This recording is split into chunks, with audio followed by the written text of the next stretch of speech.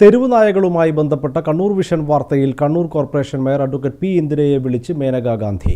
തെരുവ് നായകളുമായി ബന്ധപ്പെട്ട് കണ്ണൂർ വിഷന് നൽകിയ അഭിമുഖം തിരുത്തണമെന്ന് മേനക ആവശ്യപ്പെട്ടതായി കൗൺസിൽ യോഗത്തിൽ മേയർ പറഞ്ഞു. തെരുവ് നായകളെ വെടിവെച്ചു കൊല്ലണമെന്ന് താൻ പറഞ്ഞതായി മേനകാ ഗാന്ധി തെറ്റിദ്ധരിച്ചു. അത്തരം നിലപാട് തനിക്കില്ലെന്നും എന്നാൽ തെരുവ് നായ ശല്യത്തിൽ നിന്നും ജനങ്ങളെ സംരക്ഷിക്കാൻ നടപടി ഉണ്ടാകുമെന്നും മേയർ പറഞ്ഞു. ഞാൻ നായയെ വെടിവെച്ചു കൊല്ലുമെന്ന് സ്റ്റേറ്റ്മെന്റ് കൊടുക്കൂ എന്ന് എന്നോട് പറഞ്ഞു.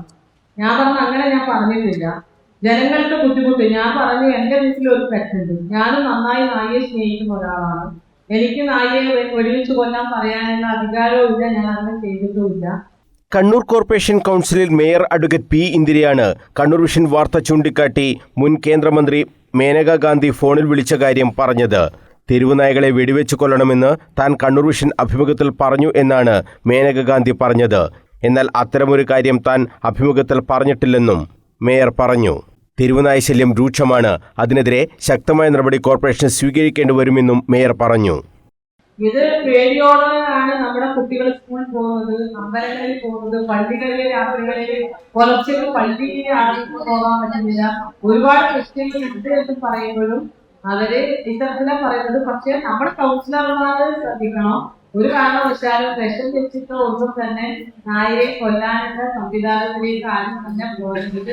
നമുക്ക് നിയമപരമായി ചെയ്യാവുന്ന എല്ലാ കാര്യങ്ങളും നമ്മൾ ചെയ്യുമെന്നതാണ്.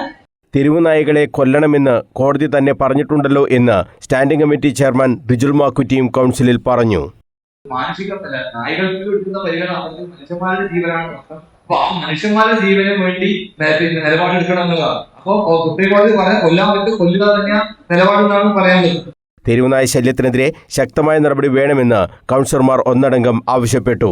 അക്രമാസക്തമായാലും തെരുവുനായകളെ കൊല്ലുന്നതിന് കൃത്യമായ മാർഗനിർദ്ദേശങ്ങളുണ്ടെന്നും അത് പാലിക്കാതെ മുന്നോട്ടു പോകാൻ കഴിയില്ലെന്നും മേയർ വ്യക്തമാക്കി. തെരുവുനായകളെ വിഷം കൊടുത്തു കൊല്ലാൻ ആരോടും ആവശ്യപ്പെട്ടിട്ടില്ല. അത്തരം സമീപനം ആരും സ്വീകരിക്കരുതെന്നും മേയർ പറഞ്ഞു. തദ്ദേശ സ്വയംഭരണ സ്ഥാപനങ്ങളിലെ അംഗങ്ങൾക്ക് ചരിത്രത്തിൽ ആദ്യമായി ഓണത്തിന് പാരിതോഷികം പ്രഖ്യാപിച്ചതിനെ കോർപ്പറേഷൻ കൗൺസിൽ അഭിനന്ദിച്ചു.